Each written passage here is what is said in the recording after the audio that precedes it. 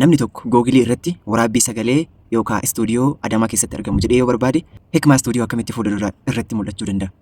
Yookaan dhaabbata keessan tokko fakkeenya fudhadha. Anim waan ofii kiyyaa hojjedhu fakkeenya fudhadha waan ta'eef. Deebiin isaa CO yookaan immoo C jechuun search, E engine, O optimization.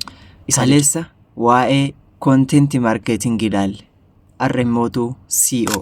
CO jechuun websaayitii yookiin contentii kee tokko Googilii irratti namni yoo barbaadu salphatti argatuuf sirreessuu fi fooyyessuudha jechuudha. Websaayitii yoo qabaate jechuudha. Namni websaayitii qabu tokko. Fakkeenyaaf Hikmaa istuudiyoo websaayitii isaa keessatti jechoota namoonni barbaadan akka waraabbii istuudiyoo Adamaa keessatti ni argama.